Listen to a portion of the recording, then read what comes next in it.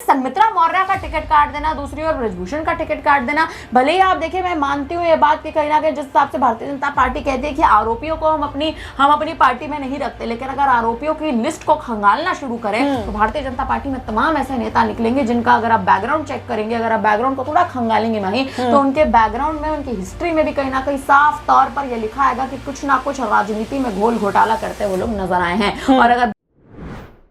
नमस्कार, मैं हुमायूं सिंह और आप देख रहे हैं नेक्स्ट नाइन न्यूज। आज आपका बहुत बहुत स्वागत है हमारे खास प्रोग्राम रंग बदलती राजनीति में। 7 राज्यों में 13 विधानसभा सीटों पर चुनाव हुए। ऐसे में जो स्कोर कार्ड निकलकर सामने आया है, भारतीय जनता पार्टी को बड़ा झटका लगा है। जी आपको बता दें, इंडिया गठबंधन का जो स्कोर कार्ड है वो बेहद अच्छा माना जा रहा है। 13 सीटों में कहीं ना कहीं 10 सीटों पर इस बार इंडिया गठबंधन ने जीत दर्ज की और वहीं पर 2 सीटों पर भारतीय जनता पार्टी सिमट जाती है और अन्य दल को बस 1 सीटें मिलती हैं। अब ऐसे में माना ही जा रहा है कि उपचुनाव में अगर भारतीय जनता पार्टी को अलग अलग राज्यों में इतना बड़ा झटका लगा है तो क्या यूपी के विधानसभा के जो उपचुनाव है उसको भारतीय जनता पार्टी किस तरीके से साधते हुए नजर आएगी। आज इन्हीं तमाम मुद्दों पर चर्चा करेंगे कि भारतीय जनता पार्टी की क्या स्ट्रेटेजी रहने वाली है। अखिलेश यादव और राहुल गांधी फिर से किस तरीके से अपना परचम इस बार के विधानसभा चुनाव और उपचुनाव में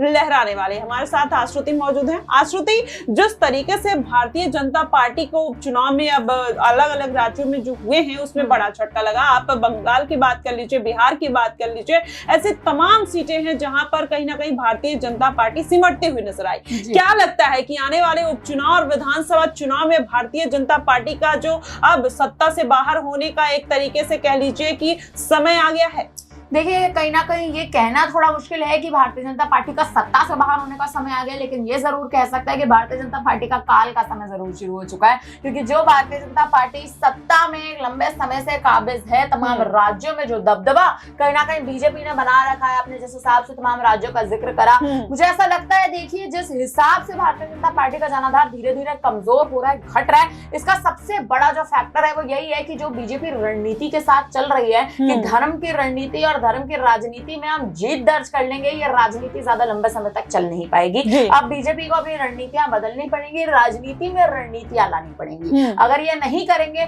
तो कहीं ना कहीं बीजेपी जिस हिसाब से आप देखें तमाम राज्यों में मुख्य सीटों पर हारती नजर आ रही है, मुझे ऐसा लगता है आने वाले समय में राज्यों में सरकार ही बदल जाएगी। सरकार कहीं ना कहीं अगर आप देखें बदल जाती है तो सरकार का बदलना बीजेपी के लिए एक बड़ा घाटा होगा। और घाटा आप देखिए जिस हिसाब से इस बार यूपी में भी देखने को मिला है। अयोध्या की सीट का अगर थोड़ा जिक्र करा जाए, अयोध्या में आप देखिए जिस अयोध्या में भगवान राम का वास करा कर गई है बीजेपी, 500 वर्षों के बाद भगवान राम ने जिस स्थान पर वापस अपने गर्भगृह में वो विराजित हुए, वही अयोध्या की जनता ने बीजेपी को सपोर्ट नहीं किया, बीजेपी को वोट नहीं डाला, बीजेपी को अयोध्या से हार मिली। आप देखिए कल उत्तराखंड में भी कहीं ना कहीं जो चुनाव के परिणाम आए हैं, भारतीय जनता पार्टी उत्तराखंड में आज तक भी आप देखिए जिस हिसाब से आखिरी सरकार का अगर आप जिक्र करें, कांग्रेस का वो शासनकाल हरीश रावत के बाद उत्तराखंड में कांग्रेस का सुपड़ा साफ हो गया था और आज वही कांग्रेस उन तमाम सीटों पर जीत दर्ज कर रही है जो आप देखिए जिस हिसाब से भगवान का एक वास कहते हैं उत्तराखंड को। उत्तराखंड में जिस हिसाब से आप देखिए भारतीय जनता पार्टी ने दबदबा बना रखा है एक लंबे कार्यकाल का, वो लंबा कार्यकाल अब कांग्रेस अपने हाथों से लेकर जा रही है। तो आप देखिए जिस हिसाब से तमाम सीटों पर और ऐसी सीटों पर जहां पर आप देखिए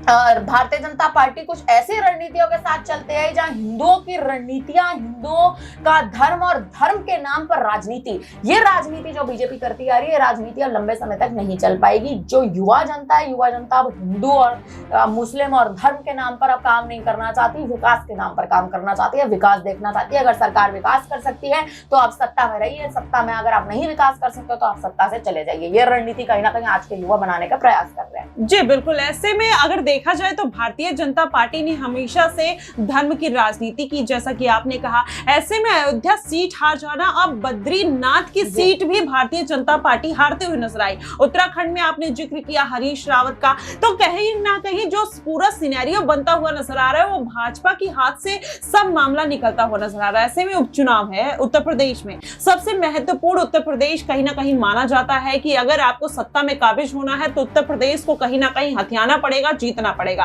अब ऐसे में उपचुनाव है, एनडीए गठबंधन को कहीं ना कहीं भारतीय जनता पार्टी दरकिनार करना चाहती है और सभी 10 सीटों पर अपने प्रत्याशी उतार कर इस बार कहीं ना कहीं अपना परचम लहराने की कोशिश करते हुए नजर आ रही है। लेकिन क्या लगता है कि अगर इस बार एनडीए गठबंधन को दरकिनार कर देगी तो भारतीय जनता पार्टी के जो बिगड़े हुए समीकरण हैं, चाहे अयोध्या के हो, बद्रीनाथ के हो, उत्तराखंड के जो तमाम, आपने केदारनाथ का भी हो रहा है कि इस बार राहुल गांधी वहां पर जीत का परचम लहराएंगे, तो क्या लग रहा है कि अब भारतीय जनता पार्टी की स्ट्रेटेजी क्या रहने वाली है? देखिए, पहली बात तो भारतीय जनता पार्टी जिस हिसाब से अपने ही नेताओं को, अपने पुराने चेहरों को टिकट नहीं दे रही है, ये सबसे एक बड़ा कारण आप देखिए कहीं ना कहीं है। उत्तर प्रदेश में जिस हिसाब से बृजभूषण का टिकट काट दिया गया केसरगंज की सीट पे, ये बड़ा झटका मुझे लगता कहीं ना कहीं था। हालांकि बृजभूषण का मामला चलता आ रहा था, जिस हिसाब से यौन शोषण का मामला था, लेकिन अगर बृजभूषण शरण सिंह को यूपी में टिकट दिया गया होता तो मुझे लगता है केसरगंज की सीट पर जिस हिसाब से जो इस समय मौजूदा स्थिति कहीं ना कहीं जो समीकरण हिला हुआ है, वो समीकरण शायद इतना बिगड़ा हुआ नहीं होता। बाकी तमाम सीटों का जिक्र करें तो भारतीय जनता पार्टी ने इस बार ऐसे चेहरों का टिकट काटा है जिन चेहरों पर बीजेपी लंबे समय से दांव चलती आ रही थी। बदायूं की सीट का जिक्र कर लीजिए, बदायूं में संघमित्रा मौर्य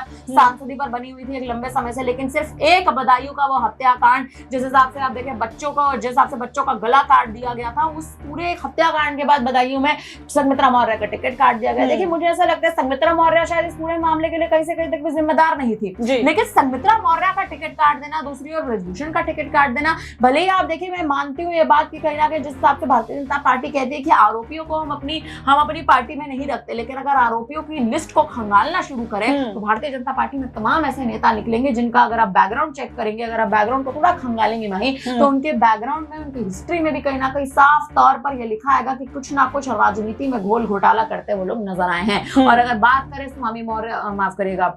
बृजभूषण शरण सिंह की, और जिस हिसाब से संघमित्रा का टिकट कहीं ना कहीं काटा गया है, मुझे लगता है ये केवल दो हमने उदाहरण दिए हैं। तमाम ऐसी सीटों पर भारतीय जनता पार्टी ने इस बार अपने प्रत्याशियों को नहीं उतारा जो लंबे समय से चुनावी दांव चलते आ रहे थे। वहीं आप देखें जिस हिसाब से उत्तराखंड में बद्रीनाथ की सीट कहीं ना कहीं खो चुके हैं, उपचुनाव में खो चुके हैं। आने वाले उत्तराखंड में 2027 में विधानसभा चुनाव होने वाले हैं। जब यूपी के विधानसभा चुनाव होंगे उसी के साथ उत्तराखंड के विधानसभा चुनाव होंगे। अगर इस बार उत्तराखंड में बीजेपी हार गई और कांग्रेस ने वापसी कर ली तो आप देखिए एक बार फिर से घोटालों की स्थिति जो उत्तराखंड में एक लंबे समय से कहीं ना कहीं बनी हुई थी। पेपर लीक का मामला हम कहते हैं राजस्थान से शुरू हुआ, लेकिन असल में वो राजस्थान से नहीं, उत्तराखंड के देहरादून से शुरू हुआ था। जिस हिसाब से कहीं ना कहीं पेपर लीक का मामला हो गया, तमाम वो मामले हो गए जो कांग्रेस के शासनकाल में कहीं ना कहीं शुरू हुए थे, बीजेपी ने आकर खत्म करे थे। अगर फिर कांग्रेस सत्ता में उत्तराखंड की काबिज हो जाती है तो कहीं ना कहीं आप देखें भारतीय जनता पार्टी का उन राज्यों से सुपड़ा साफ होता नजर आ जाएगा जिन राज्यों में बीजेपी ने अपना एक बड़ा दमखम या यूं कहें एक ऐसा एक दबदबा कहीं ना कहीं बनाया हुआ है कि वो तमाम जो जनता है, तमाम उस सीटों पर जो जनता है वो कहीं ना कहीं बीजेपी को वोट देना चाहते हैं, लेकिन सिर्फ एक गलती और भारतीय जनता पार्टी के सत्ता से कहीं ना कहीं आप देखें दरकिनार हो जाएगी। जी बिल्कुल, ऐसे में आपने तमाम विवादित चेहरों की बात की जिसको भारतीय जनता पार्टी ने कहीं ना कहीं साइडलाइन कर दिया है। वैसे में एनडीए जो गठबंधन के सहयोगी दल हैं उनको भी साइडलाइन करने के फिराक में भारतीय जनता पार्टी नजर आ रही है। अब ऐसे में क्या अखिलेश यादव उन चेहरों को साधने का प्रयास कर सकते हैं? अगर देखा जाए अखिलेश यादव अगर उन चेहरों को साधते हैं जिसमें ओपी राजभर, संजय निषाद और तमाम तरीके का अन्य चेहरे, अनुप्रिया पटेल हैं, तो क्या लगता है कि किस तरीके के पूरे सिनेरियो बनते हुए नजर आएंगे? देखिए, मुझे लगता है अखिलेश यादव इस बार तमाम उन चेहरों को साधने का प्रयास कर रहे हैं। अनुप्रिया पटेल का आपने जिक्र करा, अनुप्रिया पटेल पहले बीजेपी से नाराज है। तमाम उन मुद्दों को लेकर जो मुद्दे उन्होंने अपने पत्र के जरिए उठाए थे, आप देखें जैसे आपसे भ्रष्टाचार का मुद्दा उठाया गया, आरक्षण का मुद्दा उठाया गया। अनुप्रिया पटेल आप देखें कहीं ना कहीं नाराज है बिल्कुल योगी आदित्यनाथ से, लेकिन अखिलेश यादव जिस हिसाब से नाराज चेहरों पर दांव चल रहे हैं, मुझे लगता है अखिलेश रणनीति तो बहुत अच्छी चल रहे हैं, लेकिन अगर ये बगावत कर जाते हैं बीजेपी से तो कहीं ना कहीं आप देखिए अखिलेश यादव के खाते में तो जरूर इस बार वोट चले जाएंगे, लेकिन भारतीय जनता पार्टी की जो स्थिति है वो धीमी से धीमी हो जाएगी। जी बिल्कुल, अब ऐसे में देखना दिलचस्प होगा कि वाकई में क्या भारतीय जनता पार्टी इस बार के उपचुनाव में किसी तरीके का परचम लहरा पाती है या नहीं, क्योंकि इंडिया गठबंधन इस बार मजबूती के साथ वापसी करता हुआ नजर आया। ऐसे में चंद्रशेखर आजाद भी कहीं ना कहीं चुनौती के रूप में बाहर निकल कर आए हैं, मायावती भी रेस में लगी हुई है, तो अब जो पूरा एक तरीके का समीकरण बनता हुआ नजर आ रहा है कहीं ना कहीं भारतीय जनता पार्टी के पक्ष में आता हुआ नहीं दिखाई दे रहा है। ऐसे में बद्रीनाथ अयोध्या सीट पर जीत कहीं ना कहीं इंडिया गठबंधन का इस बात का इशारा करता है कि अब भारतीय जनता पार्टी का जो सुपड़ा है वो अब भारत की राजनीति से कहीं ना कहीं दूर जाता हुआ दिखाई दे रहा है और वो एरा खत्म हो रहा है जिसमें भारतीय जनता पार्टी अपना दमखम दिखाते हुए नजर आती थी। अब इंडिया गठबंधन कहीं ना कहीं इस पर हावी हो रहा है और अखिलेश यादव और राहुल गांधी कहीं ना कहीं अब आने वाले दिनों में राज करते हुए दिखाई देंगे। फिलहाल आपको क्या कुछ लगता है कि इस बार भारतीय जनता पार्टी का किस तरीके से सुपड़ा साफ होगा और उपचुनाव में कितनी सीटें भारतीय जनता पार्टी जीत पाएगी? आप हमें कमेंट बॉक्स में जरूर बताइएगा। फिलहाल के लिए बस इतना ही। देश और दुनिया की तमाम खबरों के लिए हमारे साथ बने रहिएगा नेक्स्ट 9 न्यूज पर।